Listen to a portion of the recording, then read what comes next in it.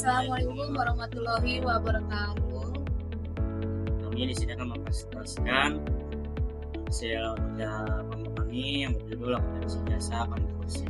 Perkenalkan, nama saya Muhammad Rizal dengan NIM 32011100002. Dan saya Widya Rida Beatrice Buton dengan NIM 3201210022. Selanjutnya kami akan masuk ke latar belakang.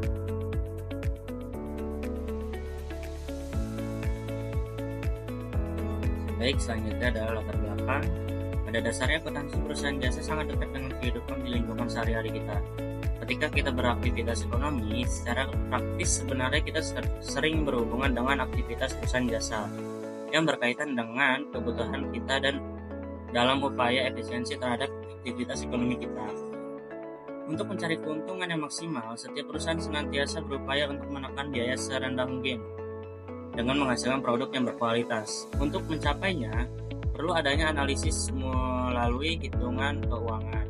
Dalam upaya mendapatkan keuntungan yang maksimal, maka sebuah perusahaan jasa harus mengadakan pencatatan dengan baik melalui cara yang telah diterapkan dalam siklus akuntansi perusahaan jasa.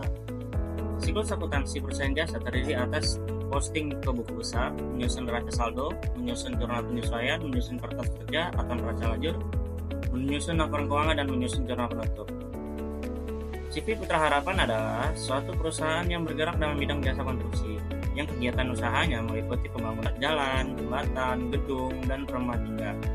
Sejak perusahaan berdiri hingga sekarang, CV Putra Harapan telah mengerjakan beberapa proyek dengan tingkat penyelesaian yang beragam.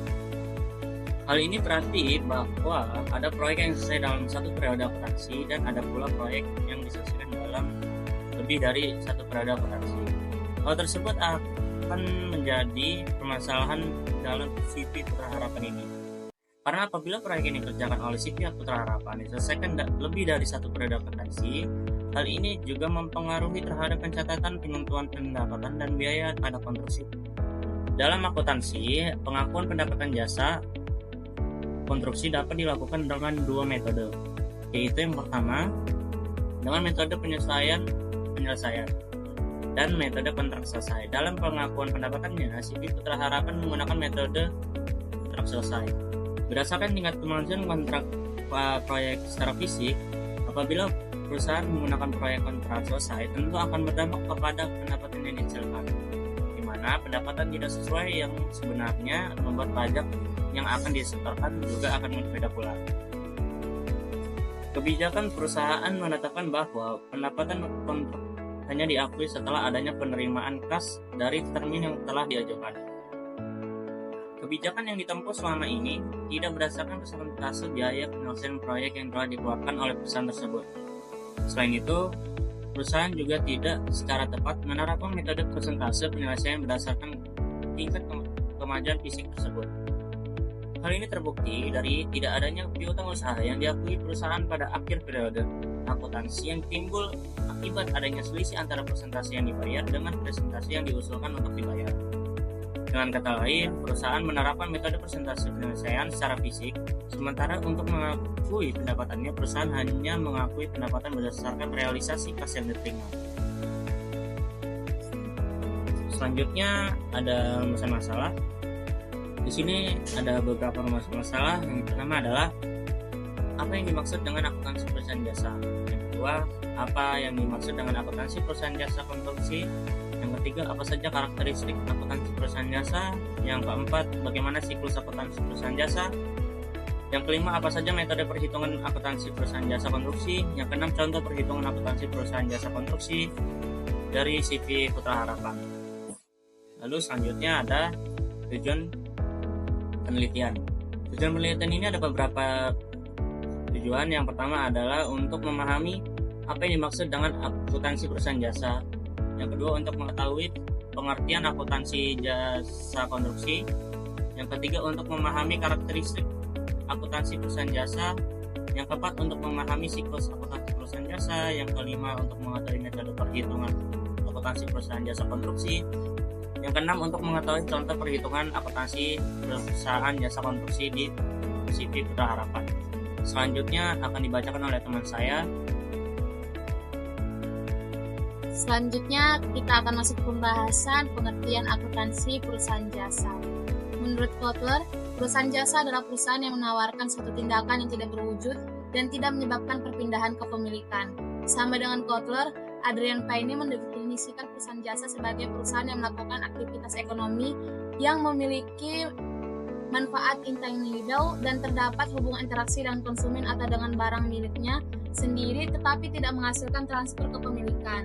Sementara, Groundrose menyebutkan bahwa perusahaan jasa merupakan perusahaan yang memiliki serangkaian aktivitas intangible antara dua pelanggan dan karyawan jasa untuk mengatasi masalah pelanggan. Dari pendapat tokoh di atas dapat ditarik kesimpulan bahwa yang dimaksud perusahaan jasa ini tidak menjual atau menghasilkan output berupa barang seperti halnya dengan perusahaan manufaktur maupun perusahaan dagang.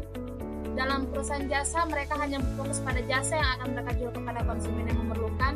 Perusahaan jasa atau sering disebut perusahaan penyediaan layanan jasa menawarkan suatu keahlian tertentu yang dapat memberikan manfaat kepada konsumen sebagai pengguna jasa tersebut. Contoh dari perusahaan jasa ini seperti salon, fotokopi, lembaga bimbingan belajar, foto, studio, usaha penyewaan mobil, perusahaan angkutan, dan masih banyak lain. Dalam akuntansi perusahaan jasa, fokus utama adalah penilaian, analisis, dan pelaporan aktivitas keuangan yang terkait dengan penyediaan layanan. Tujuan utama dari akuntansi perusahaan jasa adalah untuk memastikan pencatatan yang akurat dan transparan tentang penerimaan pendapatan dan pengeluaran biaya yang terkait dengan penyediaan layanan tersebut. Selanjutnya masuk ke pengertian akuntansi perusahaan jasa konstruksi. Sistem informasi akuntansi perusahaan jasa konstruksi merupakan suatu rangkaian prosedur dan komponen yang terintegrasi dengan tujuan mengumpulkan, mengelola, dan menyajikan informasi keuangan secara akurat dan relevan. Tujuannya adalah untuk mendukung proses pengambilan keputusan dalam perusahaan jasa konstruksi. Sistem informasi akuntansi dalam konteks perusahaan jasa konstruksi melibatkan penggunaan teknologi informasi. Selain itu, juga termasuk dalam perangkat lunak akuntansi yang sesuai dengan karakteristik dan kebutuhan bisnis industri konstruksi. Sistem informasi akuntansi perusahaan jasa konstruksi mencakup proses pencatatan, pengolahan, dan pelaporan transaksi keuangan yang terkait dengan proyek konstruksi yang sedang berlangsung. Dalam sistem informasi keuangan yang hasilnya meliputi laporan-laporan seperti laporan neraca, laporan laba rugi, laporan arus kas, serta sistem akuntansi penerimaan kas. Selain itu, sistem ini juga dapat mencakup modul-modul khusus yang mengelola aspek penggajian, pembelian material, serta pengelolaan persediaan. Dengan menggunakan sistem informasi akuntansi, perusahaan jasa konstruksi dapat memperoleh keuntungan seperti pemantauan dan pengendalian biaya proyek secara lebih efektif, pengurangan risiko kesalahan pencatatan, peningkatan efisiensi operasional, dan juga mampu meningkatkan kemampuan untuk menyediakan informasi keuangan yang relevan serta akurat kepada pihak internal dan eksternal, seperti manajemen, pemilik perusahaan, pihak pajak, klien, dan investor. Selanjutnya masuk ke karakteristik akuntansi perusahaan jasa. Beberapa karakteristik khusus dari akuntansi perusahaan jasa adalah sebagai berikut.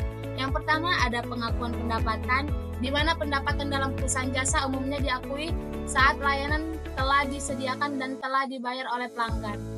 Hal ini berbeda dengan perusahaan manufaktur yang mengakui pendapatan saat barang fisik dijual. Kemudian ada pengelolaan biaya operasional, di mana biaya operasional dalam perusahaan jasa melibatkan berbagai aspek seperti gaji dan upah karyawan, biaya overhead, biaya pemasaran, dan biaya administrasi. Pengelolaan biaya ini menjadi penting dan dalam menentukan keuntungan bersih yang dihasilkan oleh perusahaan jasa. Selanjutnya ada pemantauan aset. Meskipun perusahaan jasa tidak memiliki persediaan atau barang fisik yang harus dikelola, aset non-fisik seperti perlengkapan, peralatan, atau properti masih perlu dipantau dan dicatat dengan cermat. Selanjutnya ada fokus pada layanan dan kepuasan pelanggan. Akuntansi perusahaan jasa tidak hanya berkaitan dengan aspek keuangan, tetapi juga memiliki keterkaitan erat dengan penilaian kepuasan pelanggan. Informasi akuntansi yang berkaitan dengan layanan yang disediakan dapat membantu perusahaan jasa untuk memperbaiki kualitas layanan mereka dan memenuhi kebutuhan pelanggan. Selanjutnya, kegiatan utamanya menjual jasa. Karena perusahaan jasa tidak membuat produk, maka kegiatan utama perusahaan jasa pun hanya menjual atau menawarkan jasa yang dimilikinya. Selanjutnya, tidak menyediakan produk dalam bentuk fisik. Seperti yang kita ketahui bahwa jasa merupakan bentuk Intangible sehingga perusahaan jasa tidak menjual produk yang bisa disimpan atau dilihat. Meskipun produknya tidak dapat dilihat, tapi manfaatnya dapat dirasakan oleh konsumen. Selanjutnya, hasil tidak dapat disamakan. Hasil dari usaha jasa sangat subjektif, bergantung terhadap kepuasan konsumen atau pelanggannya. Sehingga hasil usaha jasa tidak dapat disamakan antara satu konsumen dengan konsumen lainnya. Selanjutnya, tidak ada harga pokok produksi, di mana perusahaan jasa tidak melakukan kegiatan produksi barang karena tidak membutuhkan bahan baku produksi. Hal tersebut membuat laporan keuangan akuntansi pada perusahaan jasa tidak terdapat informasi tentang HPP dan penjualan. Selanjutnya, tidak ada standar harga yang umum. Kebutuhan konsumen atau pelanggan biasanya berbeda-beda tergantung keluhan atau keinginannya, sehingga harga jasa tidak bisa dipatok secara umum dan harus disesuaikan dengan kebutuhan konsumen. Dalam ruang lingkup perusahaan jasa ini sebenarnya tidak terlalu luas karena hanya seputar mempersiapkan jasa yang akan diberikan kepada konsumen. Hingga pada saat produsen jasa menjual jasa yang telah disediakan kepada konsumen yang memerlukan, dalam perusahaan jasa ini memiliki ruang lingkup diantaranya sebagai berikut. Yang pertama ada transportasi, seperti travel, taksi, dan bus. Yang kedua komunikasi, perusahaan telepon, stasiun TV, dan radio. Yang ketiga profesi, seperti akuntan, notaris. Yang keempat hiburan, seperti bioskop, taman, dan kebun binatang. Yang kelima keuangan, seperti bank dan koperasi. Yang keenam keahlian perorangan, seperti salon atau penjahit. Selanjutnya, masuk ke siklus akuntansi perusahaan jasa. Dalam lingkup perusahaan jasa, tentunya akan dilakukan proses akuntansi yang dilakukan dengan harapan dapat digunakan sebagai pengendali perusahaan supaya jalannya perusahaan terarah dan dapat berhasil memenuhi target yang ingin dicapai oleh perusahaan. Dalam hal ini, seluruh tahapan atau proses dalam akuntansi dikatakan sebagai siklus akuntansi. Dalam jurnal karya Budi Utama Siregar menjelaskan bahwa siklus akuntansi merupakan sebuah gambaran yang di dalamnya menggambarkan tentang prosedur yang dilakukan dalam pelaporan keuangan. Pada umumnya, siklus akuntansi dikelompokkan menjadi 3 tahapan. Yang pertama itu ada tahapan pencatatan transaksi, selanjutnya ada tahapan pengikhtisaran, selanjutnya ada tahap penyesuaian, dan yang terakhir merupakan tahap pelaporan. Berikut penjelasan dari tahap-tahap tersebut. Yang pertama, tahap pencatatan, di mana pada tahap ini terdiri dari bukti dokumentasi transaksi. Didapatkan ini berasal dari cek, nota, faktur, memo. Selain itu juga bisa dari kwitansi yang didapatkan setiap terjadinya transaksi maupun kejadian terjadi dalam perusahaan. Yang kedua, pencatatan ke dalam jurnal umum dari sumber transaksi, kemudian dilakukan pencatatan pada jurnal umum. Yang ketiga, ada pemostingan atau pemindahan ke buku besar. Proses pemindahan dari jurnal ke buku besar ini dikatakan dengan posting. Kemudian di dalam buku besar ini dilakukan penggolongan dan menurut golongannya. Seperti akun neraca atau akun real merupakan akun yang dilaporkan dalam neraca selama periode tertentu. Yang kedua, akun nominal atau akun laba rugi merupakan akun yang dijadikan sebagai dasar untuk melakukan perhitungan dalam laporan laba rugi. Contohnya seperti pendapatan dan beban. Yang kedua itu ada tahap pengikhtisaran atau penyusunan tahap selanjutnya setelah melakukan pencatatan, yaitu melakukan tahap pengikhtisaran terdiri dari A. Penyusunan neraca saldo, B. Penyesuaian, C. Membuat neraca saldo disesuaikan, D. Membuat kertas kerja atau neraca lajur, dan yang ketiga itu ada tahap laporan yang disebut sebagai tahap akhir. Dalam proses akuntansi yaitu tahap laporan. Pada tahap ini menghasilkan output laporan keuangan yang merupakan hasil akhir dari proses akuntansi. Laporan keuangan sendiri memiliki beberapa unsur, diantaranya yaitu A. Laporan laba rugi, B. Laporan perubahan modal, C. Laporan neraca, D. Laporan arus kas, dan E. Catatan atas laporan keuangan. Selanjutnya dibacakan oleh teman saya Muhammad Afrizal. Baik, selanjutnya tentang metode perhitungan akuntansi perusahaan jasa konstruksi. Dalam perhitungan akuntansi jasa konstruksi ada 2 jenis metode yang bisa diterapkan sesuai dengan kondisi dan lamanya jangka waktu konstruksi sebuah proyek. Metode tersebut meliputi yang pertama, presentasi penyelesaian. Metode ini yang paling sering diterapkan dalam akuntansi perusahaan jasa konstruksi adalah presentasi penyelesaian. Yang kedua ada kontrak selesai, di mana sesuai namanya, metodenya ini pendapatan berupa laba kotor baru akan diakui dalam perhitungannya jika kontrak atau pekerjaan proyek telah dikerjakan. Lalu selanjutnya ada contoh perhitungan. Di sini kami mengambil contoh perhitungan akuntansi perusahaan jasa konstruksi dari CV Putra Harapan. Di sini ada transaksi tanggal 2 Mei 2020, pembelian aktiva tetap kendaraan senilai 165 juta dibayar tunai, dan pembelian aktiva tetap alat kerja sebesar 8.750.000. Pada tanggal 31 Mei 2020, pembayaran pemasok material proyek sebesar 9 juta dan BBM sebesar 1 juta pada biaya kantor senilai 154.900. Pembelian material proyek atau bahan pembantu sekitar 36.000. Tanggal 4 Mei 2020, pembayaran biaya upah tenaga harian sebesar 22 juta, pembelian material proyek sebesar 652.500, pengadaan material proyek sebesar 110.000, pembelian material proyek sebesar 600.000, pembayaran biaya proyek sebesar 20.700. Pada tanggal 5 Mei 2020, penerimaan pendapatan usaha sebesar 9.506.000. Utang dari pihak ketiga senilai 970.000. Pembayaran biaya tol sebesar 100.000. Biaya BBM sebesar 200.000. Pada tanggal 6 Mei 2020, pembelian material proyek A sebesar 169.000. Biaya proyeknya sebesar 31.000. Tanggal 7 Mei 2020, material proyek B sebesar 9 juta, biaya BBM-nya 1 juta, biaya lain-lain proyek sebesar 100.000. Tanggal 8 Mei 2020, material proyek B sebesar 3 juta rupiah, biaya tol angkut material proyek sebesar 100.000, pendapatan usaha dari penyelesaian proyek sekitar 178.672.494 perak. Pada tanggal 15 Mei 2020, utang pada pihak ketiga senilai 18.231.887. Pendapatan usaha dari penyelesaian proyek sebesar 36.260.000. Utang ke Pak Adi sebesar 3.700.000. Lalu selanjutnya ada tanggal 17 Mei 2020, biaya upah tenaga harian proyek konstruksi sebesar 2.250.000, biaya beban proyek sebesar 300.000, biaya BBM 250.000. Tanggal 18 Mei 2020, material proyek bahan pembantu seharga 150.000,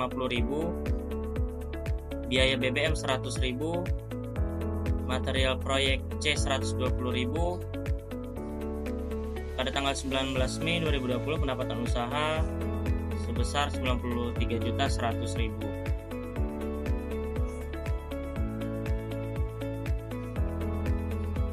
Tanggal 20 Mei 2020, utang sebesar 9.500.000, biaya kantor atau rumah tangan sebesar 503.500, biaya kantor atau konsumsi kantor sebesar 153.000, material proyek konstruksi 9 juta, biaya BBM atau pengakuan material proyek sebesar 1 juta. Tanggal 23 Mei 2020, material proyek B itu seharga 9.500.000, biaya tol atau pengangkutan material proyek seharga 500.000, biaya kantor atau makan minum seharga 101.500. Pada tanggal 25 Mei 2020, biaya kantor rumah tangga seharga 100.011.500. Biaya kantor pemeliharaan 100.001.500. Pendapatan usaha konstruksi seharga 9.450.000. Pada transaksi tanggal 30 Mei 2020, material real proyek konstruksi baja sebesar 3 juta rupiah. Selanjutnya akan dibacakan oleh teman saya. Hasil dari analisis transaksi ini kemudian dicatat ke dalam jurnal akuntansi, baik jurnal umum, jurnal khusus, jurnal pembalik, dan jurnal koreksi. Dan berikut ini pencatatan jurnal akuntansi selama bulan Mei 2020. Yang pertama ada pencatatan jurnal transaksi tanggal 2 Mei 2020, di mana pembelian aktiva tetap atas kendaraan senilai 165 juta itu didebit, dan kemudian pembelian aktiva tetap atas alat kerja sebesar 81.750.000 di debit, dan kas bank 246.750.000 itu di kredit.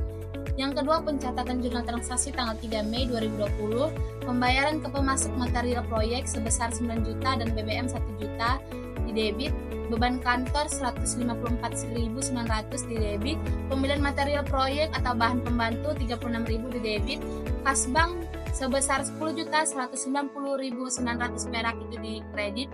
Yang ketiga, ada pencatatan jurnal 4 Mei 2020, pembayaran biaya upah tenaga harian 22 juta di debit, pembelian material proyek A 652.500 di debit, pengadaan material proyek B 110.000 di debit, pembelian material proyek C 600.000 di debit, pembayaran biaya proyek D 20.700 di debit, dan kas bank 23.383.200 itu di kredit.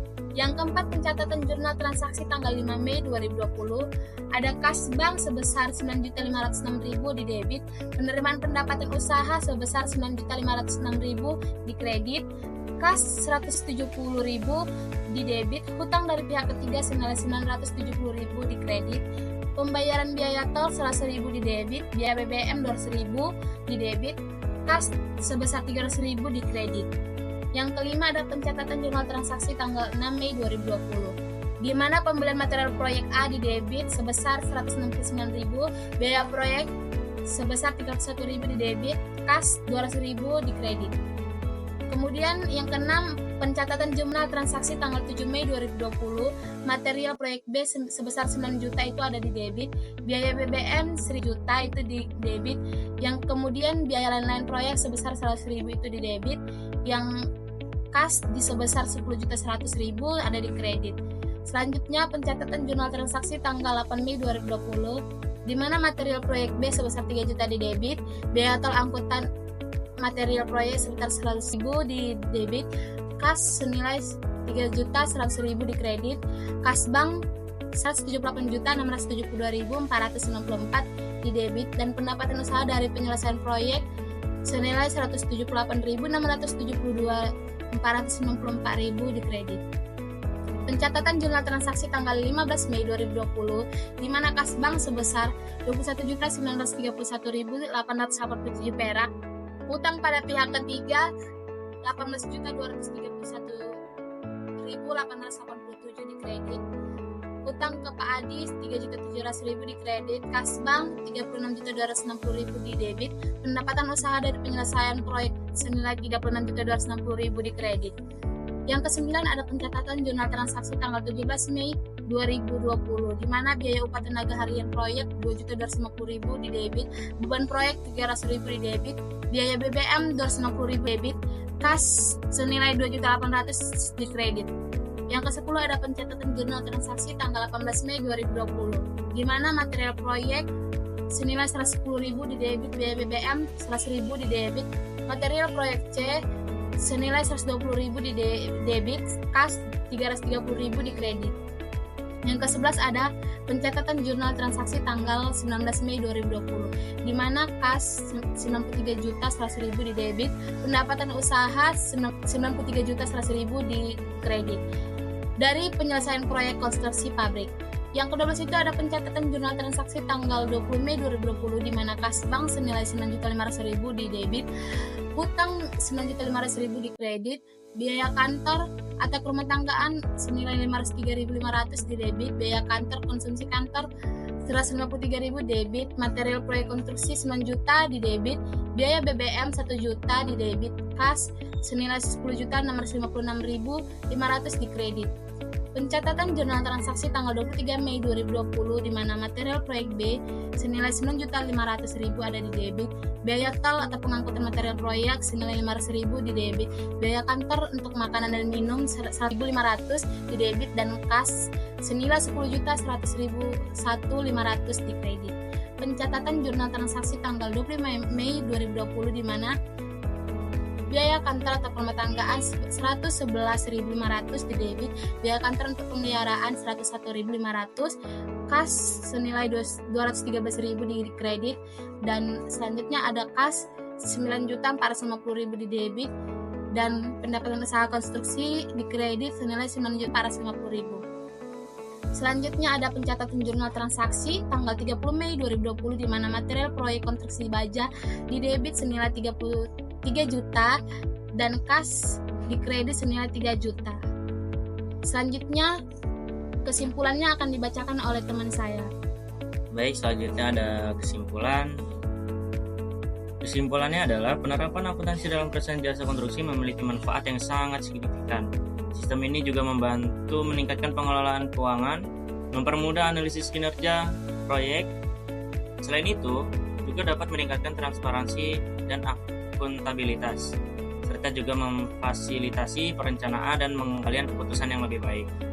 Dengan adanya sistem ini, perusahaan dapat mengoptimalkan penggunaan sumber daya finansial, dapat membantu dalam mengendalikan biaya proyek, meningkatkan profitabilitas, dan menciptakan landasan yang kuat untuk membantu pertumbuhan bisnis.